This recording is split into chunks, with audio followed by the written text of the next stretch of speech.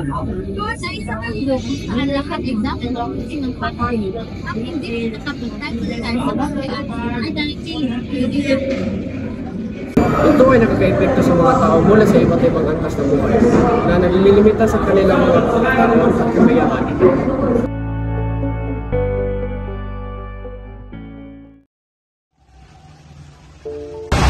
Michelle, saan ka galing? Namili lang ako ng grocery. Nag-text ka sa akin kanina habang nasa trabaho ako. 4 oras ka nasa labas para lang sa grocery. Kailangan ko pumunta sa iba't ibang tindahan. Hindi mo ba alam kung paano gumagana ang supermarket? Fine, pero ngayon, gusto kong laban mo yung mga damit ko. Kailangan ko yun sa trabaho para sa isang kliyente.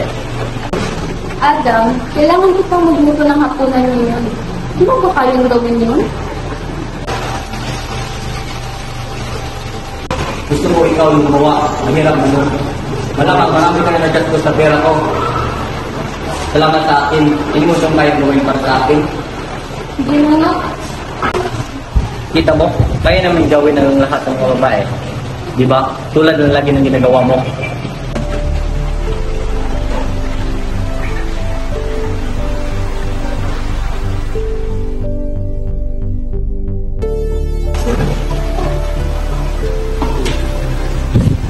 Akala mo ba? Sige na nito yung muli.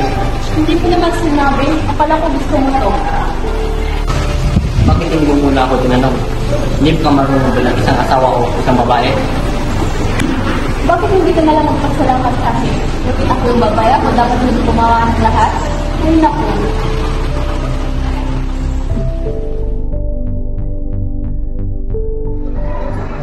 Ang diskriminasyon ay hindi lamang nakaka-epekto sa seguridad ng kabuhayan ng mga babae, kundi nagpapatuloy din sa stereotype ng mga bias.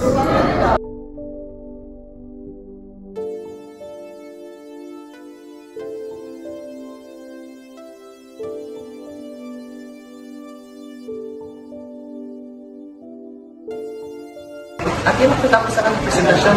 Gusto ko marinig ang inyong mga opinion. Napakagandang presentasyon. Ang galing mo.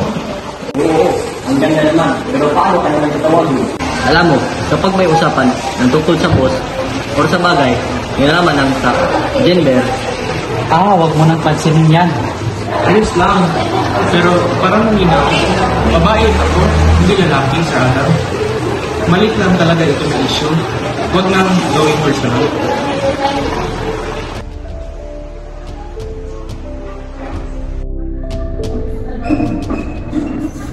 Ngunit, may pag-asa sa problema ito. Ang mga organisasyon at individual sa buong mundo ay nagtatrabaho upang sirain ang mga learning. Sa pamamagitan ng pagkatuluyang ng edukasyon, pantay na sagot, at pagsubok sa mga stereotype, makalikha tayo ng isang mas masanang kurikulum. Ang pagkakapantay-pantay sa kasarian ay nakikinabang sa lahat. Magtrabaho tayo sa kasama upang magkaroon ng isang mundo sa kanila ay